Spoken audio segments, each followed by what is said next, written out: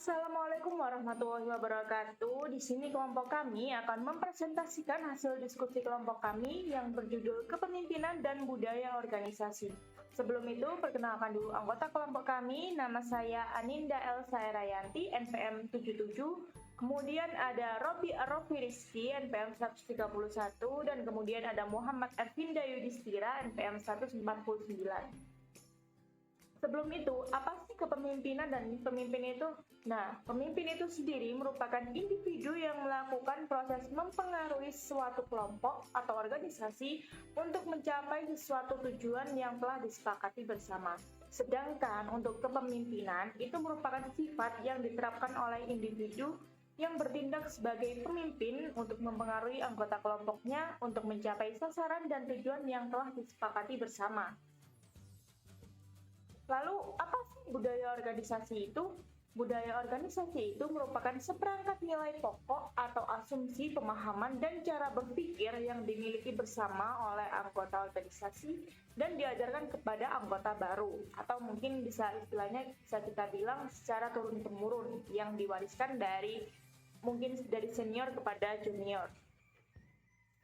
Kemudian ada 3 tingkatan dari budaya organisasi. Yang pertama adalah visible, yang kedua invisible, yang ketiga adalah hidden. Yang pertama visible atau tampak, yaitu yang bisa kita lihat budaya organisasinya seperti cara berpakaian, simbol fisik, perayaan atau seremonial, dan tata ruang. Seperti contohnya mungkin cara berpakaian. Mestinya kalau kita melihat misalnya organisasi kerohanian dengan mungkin organisasi olahraga itu akan memiliki cara berpakaian yang berbeda. Kemudian yang kedua ada invisible, yaitu tidak tampak, seperti disiplin dan makna prestasi.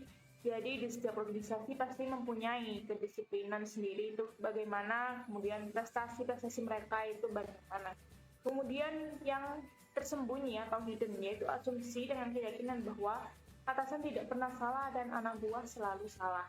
Itu merupakan budaya organisasi yang tidak tampak, namun ada. Jadi tampak tapi tersembunyi. Jadi hanya beberapa orang yang mengetahui hal tersebut. Untuk selanjutnya, saya serahkan kepada Robi. Selanjutnya ialah konsep nilai. Nilai adalah keyakinan yang dipegang teguh dan tampil dalam tingkah laku. Nilai yang mendukung yaitu espouse values nilai dan norma yang telah dibuat oleh organisasi. Lalu nilai yang diperankan ialah enacted values nilai dan norma yang dimiliki oleh karyawan. Mengapa pemahaman pemimpin terhadap budaya organisasi itu penting? Dengan penyesuaian budaya organisasi yang adaptif, pemimpin diharapkan mampu melakukan perubahan, mampu mengatasi keadaan, situasi, dan iklim persaingan global di luar organisasi. Selanjutnya yaitu karakteristik pokok budaya organisasi. Yang pertama yaitu perilaku yang bisa diobservasi, norma-norma, nilai-nilai dominan, filosofi, peraturan, dan iklim organisasi. Fungsi utama budaya organisasi. Fungsi utama budaya organisasi terdapat 2 bagian. Yang pertama adalah integral internal, yaitu budaya organisasi berfungsi sebagai pemersatu setiap komponen internal organisasi. Lalu yang kedua adalah adaptasi eksternal, yaitu budaya organisasi berfungsi sebagai sarana untuk menyesuaikan diri dengan lingkungan luar organisasi. Macam-macam budaya organisasi, yaitu terdapat 4. Yang pertama ada birokratis, yang berarti kesepakatan bersama tentang nilai-nilai bersama dalam kehidupan organisasi dan mengingat semua orang dalam organisasi yang bersangkutan. Lalu yang kedua adalah budaya organisasi achievement atau prestasi. Budaya yang berdasarkan pada dorongan individu dalam organisasi serta suasana yang mendorong ekspresi diri dan usaha keras untuk adanya independensi dan tekanan yang ada pada keberhasilan dan prestasi kerja. Lalu yang ketiga adalah iklan, karena iklan adalah sebuah penyampaian secara langsung yang paling efektif kepada masyarakat. Lalu, budaya organisasi adaptabilitas,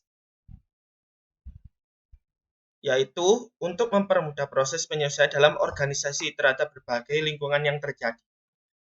Adaptabilitas memiliki 5 nilai. Yang pertama, kreativitas, lalu eksperimen, lalu yang ketiga adalah resiko, lalu autonomi, serta responsivitas.